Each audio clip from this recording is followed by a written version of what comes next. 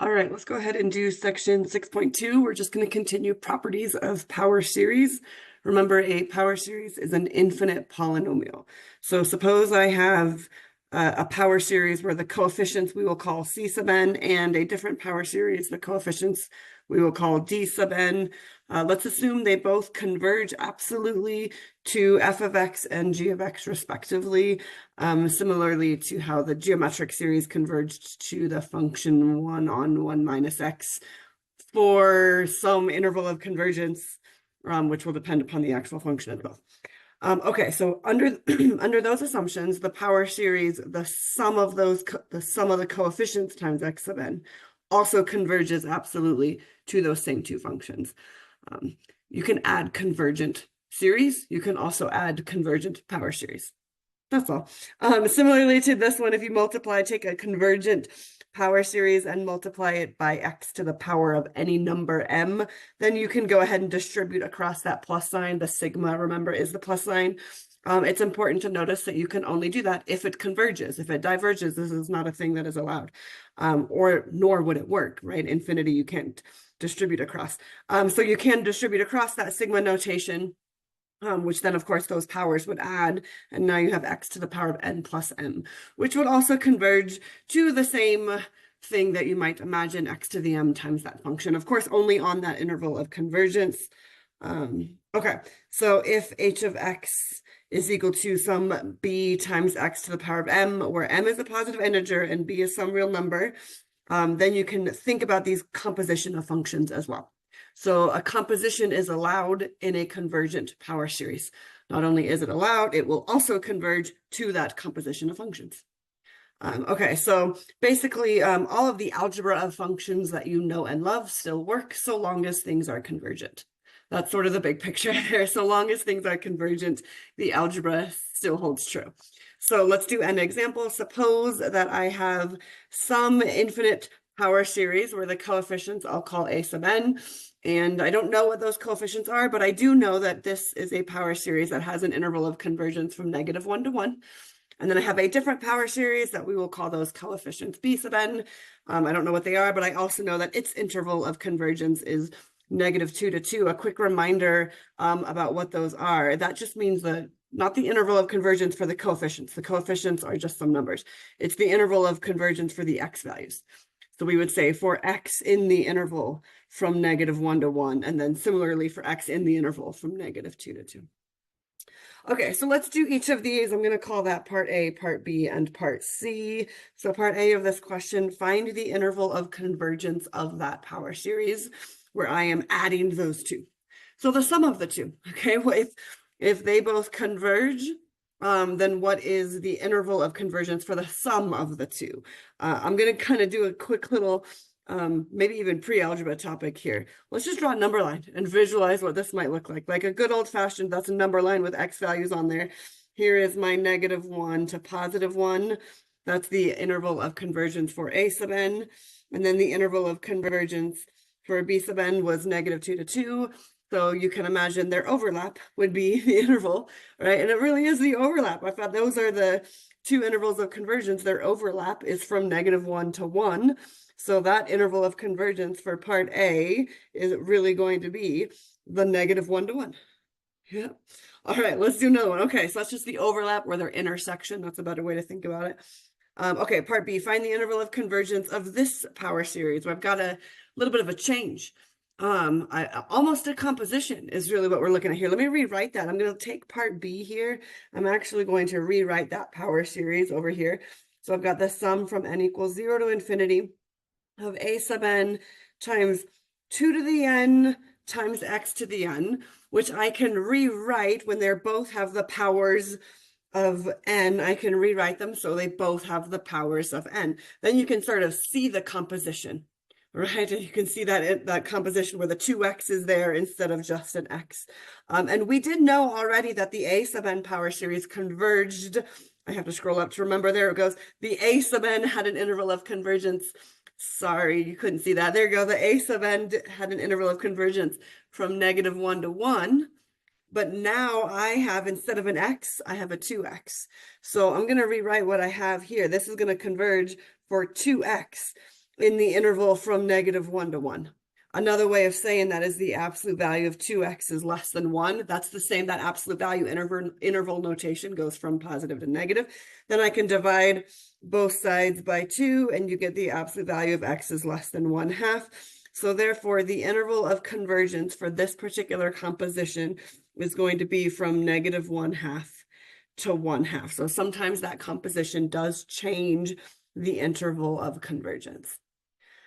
Okay, let's do the same thing for part C. I'm just going to rewrite that one more time. I have the sum from n equals 0 to infinity of b sub n. You can imagine how that 2 to the n, x to the n ends up being the same thing. And then we also know that b sub n converged for x in the interval from -2 to 2, but instead of x, I have a 2x for the same composition. And that's the same thing as saying the absolute value of 2x is less than 2. The absolute value interval notation goes from positive to negative. I divide everything by 2, and I get x is less than 1. Therefore, my interval of convergence for this composition of power series would be from -1 to 1. Ta-da! Okay, so that's some properties of power series. Let's do some more. Honestly, 6.2 is going to be all about just extra properties that we might know. You can add to power series. You can multiply through by a number if it's convergence, multiply through by an x if it's convergent, and so on. And then we're going to continue practicing with some of the common ones that we know. And the most common one so far is the geometric power series. So use the power series representation for f of x equals 1 over 1 minus x to construct a new power series, for a brand new function. So a new power series for a completely brand new function. Let me start off with what I know. I know in this example so far, f of x is 1 on 1 minus x. This looks familiar. This is the geometric function whose power series is the sum from n equals 0 to infinity of x to the n. Remember in chapter 5 when we were doing series, which is different than power series. When we were doing series, this was an r to the n, and it was a on 1 minus r. It's just not an r anymore. It's the variable x, because we have an infinite polynomial. But other than that, it's the same. I'm also going to write in just the first few terms of that power series. That always tends to be helpful, which is 1 plus x squared plus x cubed plus x to the 4th, etc. That was me plugging in 0, and then plugging in 1, and then plugging in 2, and then plugging in 3, and so on, just so you get an idea of what those first few terms of the power series are. Okay, and then what I also need to do is I need to look at my function in question, which is g of x is 2 over x minus 1 times x minus 3. My goal is going to be to manipulate this to look something like this. You want to manipulate what you have until it looks like something that you know. And I know the geometric power series. So if I can get my question to look kind of like the geometric power series, then we're going to be in good shape. All right, and so we're going to do that using the tools that we've already learned earlier this semester, which is if the bottom factors, we can break it up into 2 different fractions. This was called a partial fraction decomposition. So let's do that partial fraction decomposition. You multiply both sides of that equal sign by the original denominator. Don't forget to distribute all the way across both sides of that equal sign, and all fractions, and each fraction will have something different that cancels. The first one, everything canceled, and I got just a 2. For this second fraction, it looks like only the x minus 1 canceled, and I'm left over with the a and the x minus 3. For that third fraction, it looks like the x minus 3 cancels, and I have a b and an x minus 1. And then we're going to do our same strategies that we learned in partial fraction decomposition for integration. We just happen to not be integrating here. I'm going to make a choice of an x value. I'm going to just choose, I don't know, let's say 1. And it's a good choice. There's a reason I chose 1, is I wanted something to go to 0. Certainly not everything is going to go to 0, and that doesn't always work perfectly every time. It's just 0 is an easy number. That's why we choose to try to get something to go to 0. And so if x is equal to 1, then this entire b times x minus 1 would go to 0, which is nice, but I still have to plug it in everywhere else. So don't forget to plug in x equals 1 everywhere else. And when I do that, I got 2 equals a times 1 minus 3 plus b times 1 minus 1, and 1 minus 1 is 0, so I can let that go. And then I'll simplify this. I got 2 is equal to a times negative 2. Divide both sides by negative 2, and I got a as negative 1. Similarly, for the other one, I'm going to let x equal 3. And remember that you're plugging it into that equal sign everywhere you see the x. So here I got 2a times 3 minus 3 plus b times 3 minus 1. And then, of course, that becomes b times 2. Divide both sides by 2, and I got b equals 1. So then now I have, this is important to keep track of, my original function can now be broken up. So let me scroll back up. There we go. Into those two fractions where I have an a over x minus 1 and an a over x minus, or sorry, a b over x minus 3. I just literally am rewriting it. And instead of an a, I have a negative 1. So negative 1. Instead of a b, I have a positive 1. So positive 1. So I broke it up into two fractions. Great. So I'm going to have two different power series that we can handle. That we know how to add power series when they converge. So I think we can do that, no problem. The only main problem I still have to work with is this does not yet look just like that geometric series. It really needs to look just like that geometric series in order for me to use that power series. So I need it to look like 1 over 1 minus something. And x is the unknown, so it is the something. I need it to look like 1 over 1 minus something. So I have to take each of my two new fractions that I have, and I need it to look exactly like 1 over 1 minus something. Okay, that's what we're going to do. I'm going to try to get it to look like 1 over 1 minus something. So we're going to do some algebraic manipulation.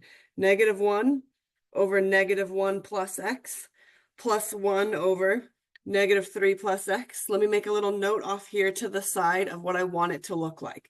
I want it to look like 1 on 1 minus something.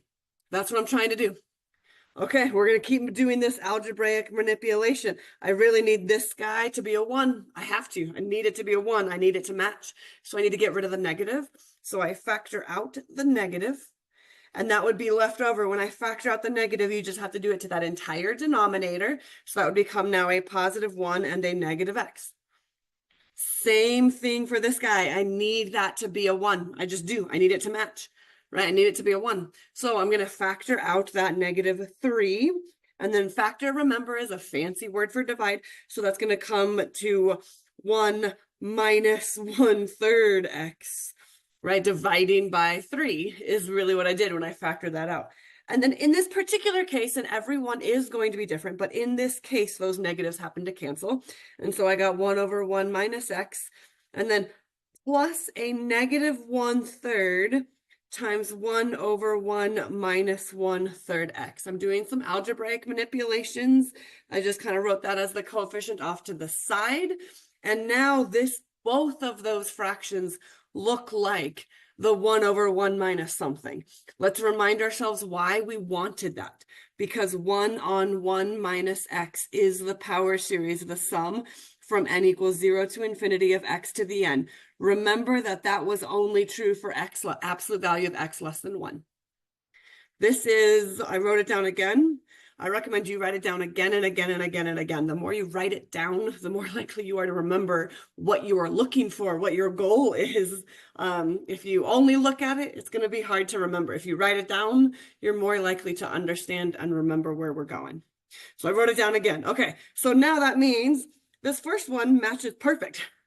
Sweet, that doesn't always happen, but if it does match perfectly, I get to just copy it down. Sweet, that works out really well. That's going to turn into the sum from n equals 0 to infinity of x to the n. Because this just matched perfectly. Cool. The other one, minus 1/3. Now this guy is so close to what it is, right? To that geometric, it's really close.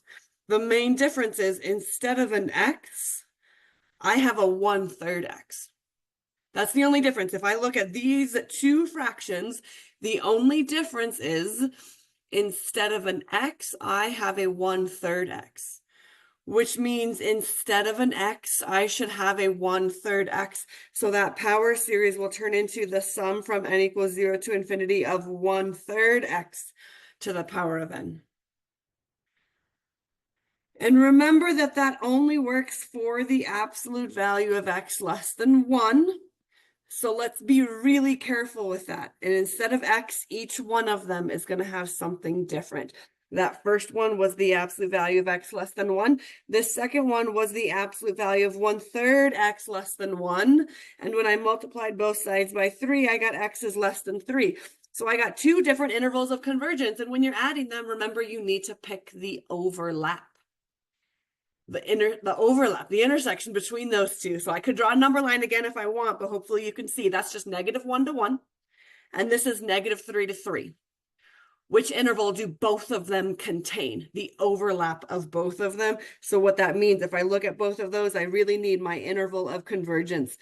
Oh, I'm so sorry, is from -1 to 1. That's what I've learned, the overlap. Okay, I am going to simplify that because I have the space, so I really want us to. That's the sum from n equals 0 to infinity of x to the n minus 1/3 times the sum from n equals 0 to infinity of 1/3 to the n, x to the n. Okay, and then that can simplify even farther a little bit. So I am going to do just one more, just to practice the algebra of these power series. That can turn into the sum from n equals 0 to infinity of, they both have an x to the n in common. Their coefficients are 1 minus 1/3 times 1/3 to the n. But of course, that 1/3 times 1/3 to the n is 1/3 to the n plus 1. That was like an exponent of 1 plus n is n plus 1. So then this is the power series. The interval of convergence is from -1 to 1. Ta-da! Lots of algebraic manipulations because power series are polynomials. That's just algebra. They just are harder because they're infinite polynomials, so they don't work all the time. That's why we really have to spend our time making sure we know the interval of convergence, because this is only going to be a useful polynomial if x is between 1 and -1. It's not going to be useful outside of x being between 1 and -1. That's really important to remember. Okay, let's do another example. We're doing good. Let me zoom back out here. Okay, here's one more. There we go.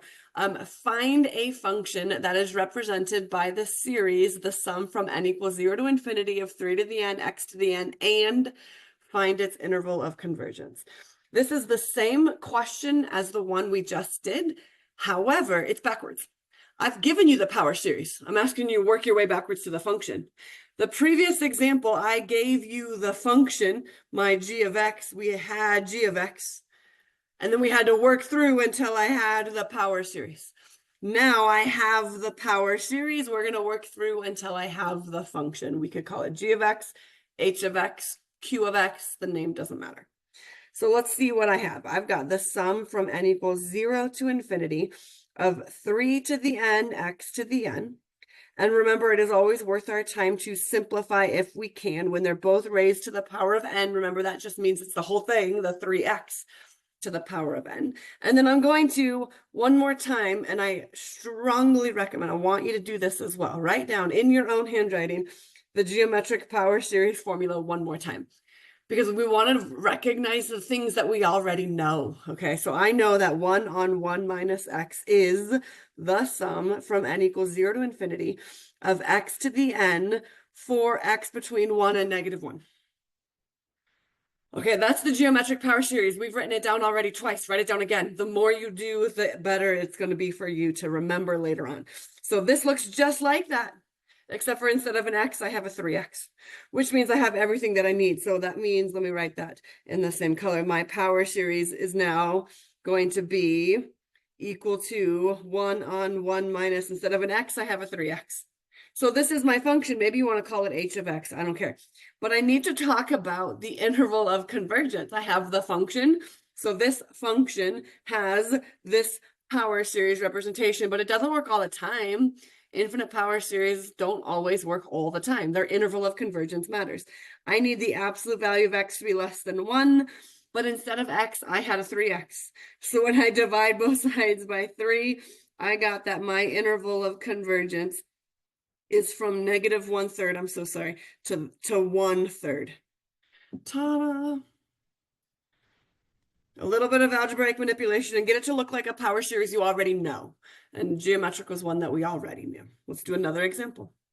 Same question, same exact question. Find a function that is represented by this series and find its interval of convergence. Let's manipulate what it is that I have. I've got the sum.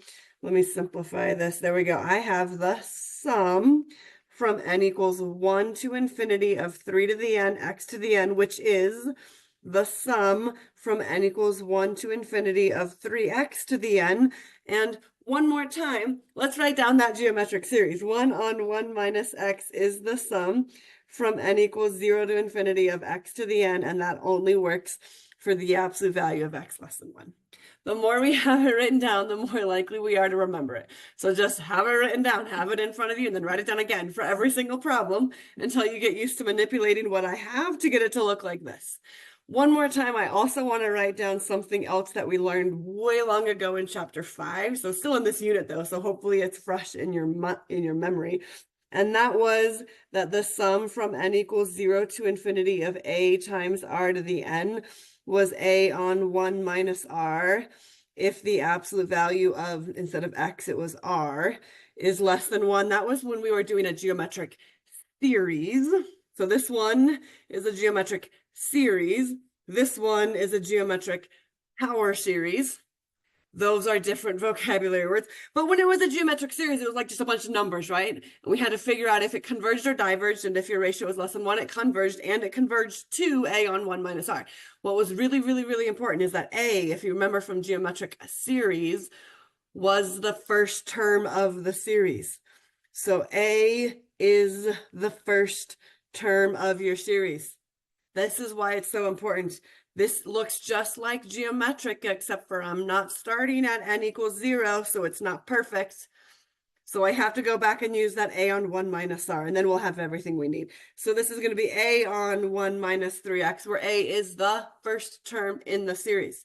So if I plugged in n equals 1, in this case, I would get 3x. Whereas over here, if I plugged in n equals 0, I would get 1. That's why it was 1 on top in the geometric. A is still the first term of the series. When you're doing geometric, it always is. Power series or regular series, A is the first term. So now I got this. I can plug in 1 right there, and I'm going to get a 3x on top. So ta-da. But of course, it only works for x, the absolute value of x less than 1. And I don't have x here, I have 3x. I divide everything by 3, and I have now my interval of convergence is from negative 1/3 to 1/3. Ta-da. So I found the function that this power series represents, as well as its interval of convergence. So kind of a small interval of convergence, but there's nothing necessarily wrong with that. It's still a true power series. All right, let's do a little bit more. So now we have the algebra of power series. Now we got to do the calculus of power series. And the calculus of power series would be, let's do the derivative of that infinite polynomial, and then let's do the integral of that infinite polynomial, okay? And remember that you can only do that if things are converging. So if it is diverging, don't do the derivative of something that doesn't exist. And divergent means it never settled down to a single anything. And so keep that in mind. Things must be convergent to do any of the algebra or calculus with these power series. Okay, so if you have some function defined by this power series, and I know its interval of convergence.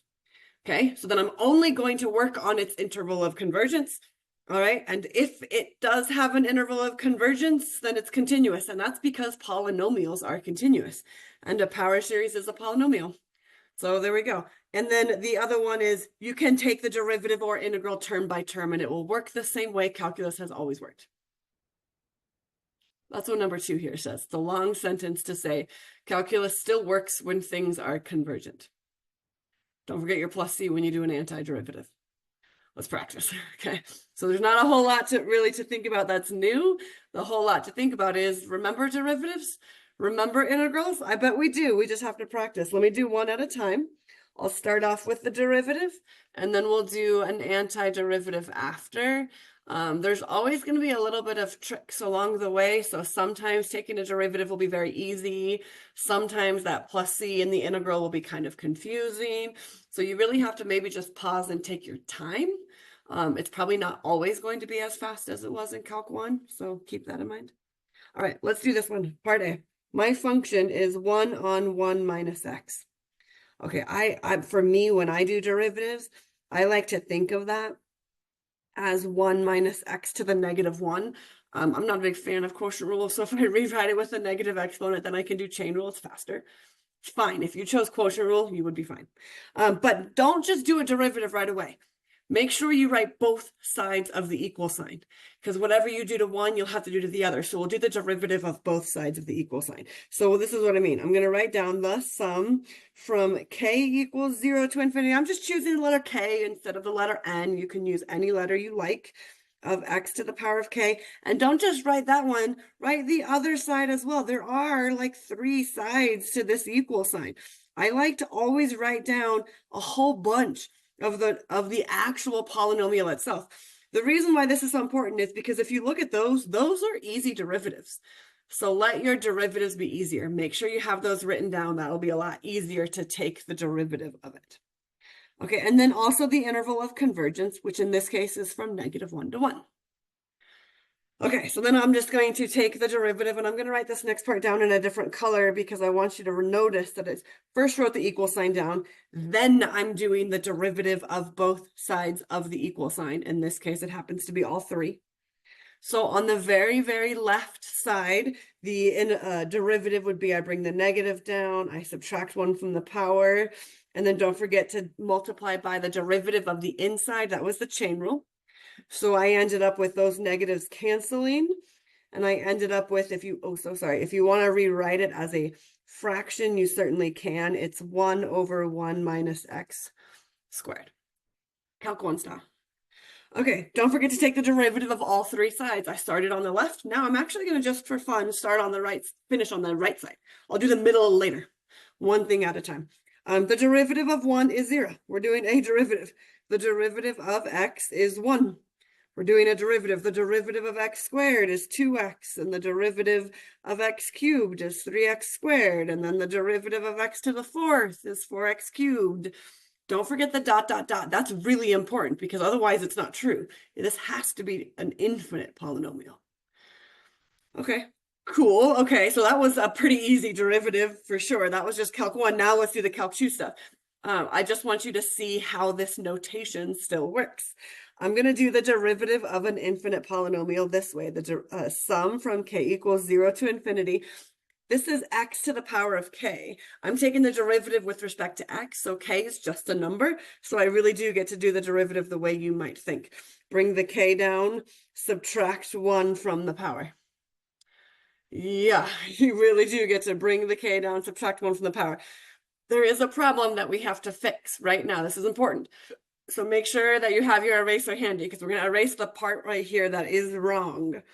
The sum from k equals 0 is actually wrong here, but only slightly wrong, because plugging in 0 would not make this a polynomial. That would make this an x to the -1. That's not a polynomial. But also, I don't need to plug in 0, right? Couldn't I just start off by plugging in 1? So really, I just erase that because it's wrong. So you just erase it because it's wrong. If I can figure out how to erase it, I'm so sorry. I keep changing the settings on this. There we go. So now I'm going to start, there we go, from k equals 1 and double check that it makes sense. Plugging in k equals 1, did I get 1 times x to the 0? I did. Plugging in k equals 2, did I get 2 times x to the 1? We're good. Plugging in k equals 3, I got 3x squared, we're good, and so on. And then the interval of convergence has to be the same when you do the derivative or the integral. That was that theorem above. And then you can circle that. There is a function, a power series, and an interval of convergence. So a new function with its corresponding infinite power series and its interval of convergence. All right, let's do the next one. Let's do part B.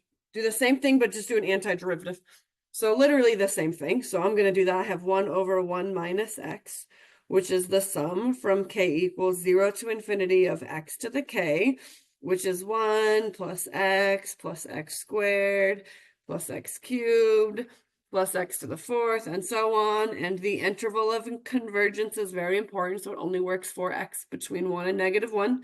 And then I'm going to go ahead and do one big, huge, giant parentheses and just do the integral with respect to x, but just make sure we do that to all three sides.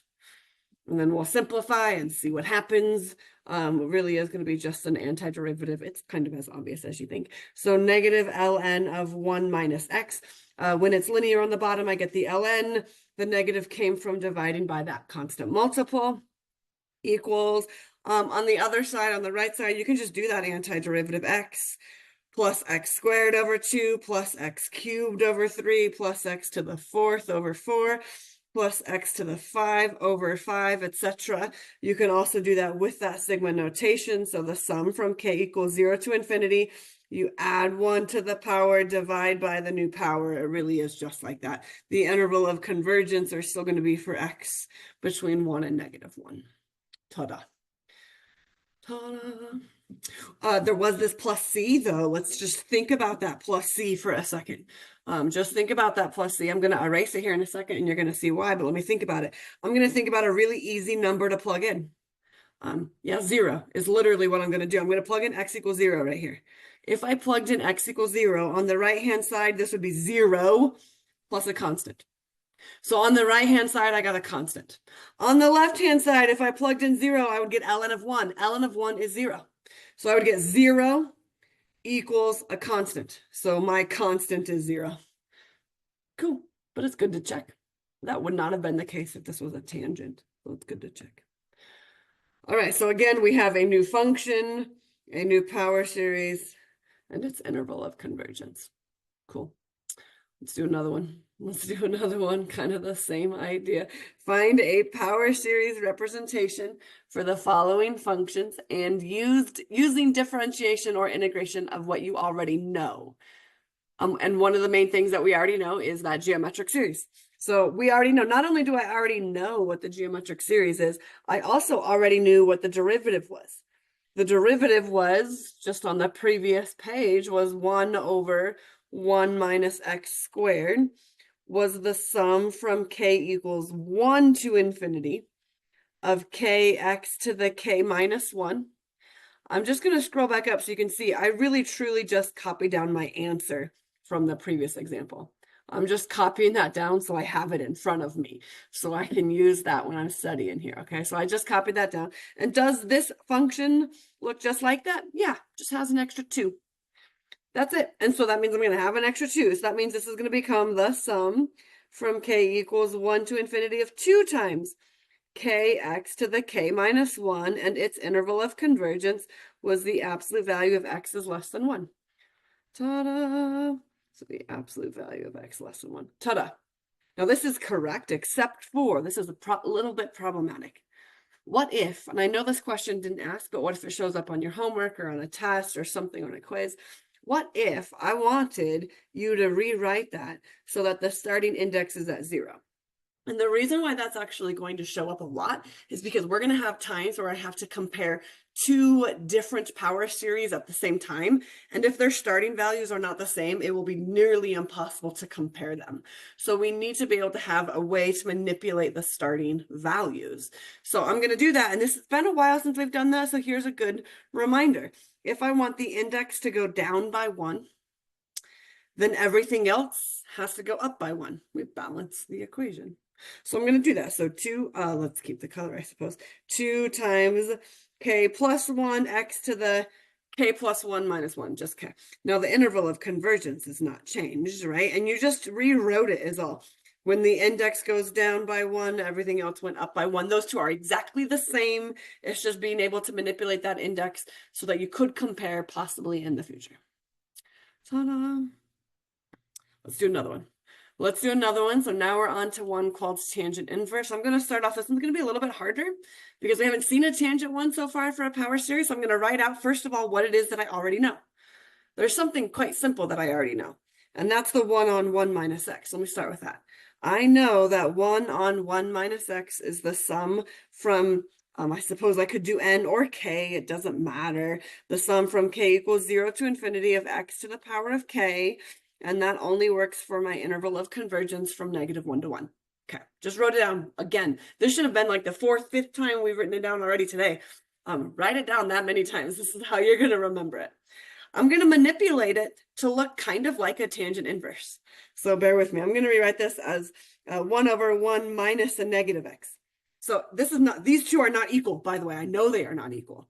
So then because they're not equal, I have to change the other side of that equal sign as well. Instead of an x, I'm going to plug in a negative x, which means instead of an x, I'm going to plug in a negative x. The sum from k equals 0 to infinity of negative x to the k. And then instead of an x, I'm going to plug in a negative x. Yes, I understand that the absolute value of a negative is positive, so that was redundant, but it's still technically true. All right, cool. I'm going to do this even more. I'm going to manipulate this again. Now, instead of a negative x, I'm going to put a negative x squared. This one I'm actually going to highlight. What I mean by that is instead of an x, I'm going to replace it with a negative x squared. So instead of an x, I'm going to replace it with a negative x squared. And that will become the sum from k equals 0 to infinity of negative x squared to the k. For the absolute value of instead of an x, I now have a negative x squared. Yes, that negative in the absolute value is redundant. I'm with you. Oh, well. I'm going to rewrite that again. And here's what I'm going to do. This is now going to be a true equality. I'm not changing it. I'm just going to cancel those two negatives. And if I do, I get the 1 over 1 plus x squared. And then over here on the right-hand side, I am going to simplify this. -1 to the k, x to the 2k.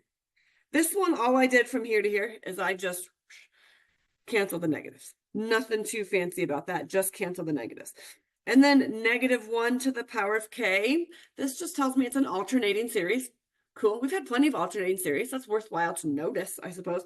And then x squared to the power of k, you can multiply those exponents. And then now I am going to simplify this. That negative inside the absolute value is redundant. I'm going to get rid of it. And then once I get rid of it, then I'm going to take the square root of both sides. The square root of 1 is 1. So that actually means that the interval of convergence in this particular case happens to be from -1 to 1. Cool. Now, why did I do all this weird manipulation? Let me go back to what the question was. I was looking for a power series for tangent inverse. And now I have a power series for 1 over 1 plus x squared. I don't have a power series for tangent inverse yet, but I do have a power series for 1 over 1 plus x squared. Is there a way I can manipulate 1 over 1 plus x squared to get it to look like a tangent inverse? Yeah, just take the integral, the antiderivative. Just got to do it to both sides. That's what we were talking about before. You can do the antiderivative all you want. So long as you do it to both sides of that equal sign, you will be just fine. Let's do it as long as it converged. And I have the interval of convergence, so I'm good here. Let's just do the antiderivative. If I do that, I'm going to get tangent inverse of x on the left side, which is what I wanted. So sweet. On the right-hand side, we can do this. This is going to become the sum. I don't know, and I'm really sorry about that. This really did mean to be copied down as a k equals 0. I meant to just copy it down. Okay, hopefully you caught that. Okay, the sum from k equals 0 to infinity, -1 to the k. When you do an antiderivative, -1 is a constant multiple, so it stays unchanged. It's just this guy. Then I add 1 to the power, divide by the new power. So I'm going to add 1 to the power, x to the power of 2k plus 1, divided by 2k plus 1. I added 1 to the power, divided by the new power. The interval of convergence is unchanged. You can think about that plus c if you'd like, and then you would throw in 0. Tangent inverse of 0 is still 0, so that plus c is 0. But it was technically, I had to think about it first to make sure that it was 0, but that plus c was 0. Cool. So there it is. I found, this is one of the coolest things to me. I found a power series representation for a tangent inverse. I mean, I answered the question, so that's it to the whole question, by the way. But not only did I answer that question, I actually want to show you a cool reason why that's helpful. There's many reasons. Here's one of the many reasons why that's helpful. I'm going to just rewrite it down here on this new page, and I want to play around with this power series. It was the sum from k equals 0 to infinity of -1 to the k, x to the 2k plus 1 over 2k plus 1. I'm going to, the interval of convergence is from -1 to 1. Just keep that in the back of my mind, okay? I'm going to actually plug in some numbers. Let me start off by plugging in my index. I'm going to plug in k equals 0. If I plugged in k equals 0, this would be positive, and x to the 1 over 1, which is x. Plus, if I plugged in k equals 1, this would be negative, and x cubed over 3. So I got negative x cubed over 3. If I plugged in 2, this would be positive, and then that exponent would be to the power of 5. So x to the 5 over 5. You can imagine me continuing on forever. I ran out of space, so I'll stop there. That is an infinite polynomial. Some cool things to notice. All of those powers are odd. We knew that tangent inverse was an odd function, so that's kind of cool to notice that as well. Not only that, is if you remember what the tangent inverse graph looks like, feel free to graph it. Fantastic. What's really cool is you could just graph this polynomial, and they are in fact equivalent for x between 1 and -1. And so if I wanted to plug into my calculator, what is tangent inverse of, let's say, 0.34. 0.34 is not on my unit circle. I do not know that answer off the top of my head. And guess what? Neither does your calculator. Computers only know what you tell them to. They don't know everything. Your calculator doesn't actually know from a unit circle because that's not actually on the unit circle. So I don't know it. Instead, what your calculator is programmed to do is to plug 0.34 into the polynomial because your calculator is programmed to just do plus, minus, multiply, and divide. So now I know how my calculator knows it. So what I did is I do 0.34 minus 0.34 cubed over 3 plus 0.34 to the 5th over 5 minus 0.34 to the 7 over 7. And maybe your calculator, I don't actually know how far your calculator has it programmed to. Maybe they have it up to the first 20 terms. Probably newer calculators have it up to 100. I mean, technology is definitely changing, but this is what it's actually calculating when you type in arctangent of 0.34. This is what this plus, minus, multiply, divide is what it's actually calculating. Pretty cool, huh? All right, that's all we got for properties of power series. I'll see you guys next time.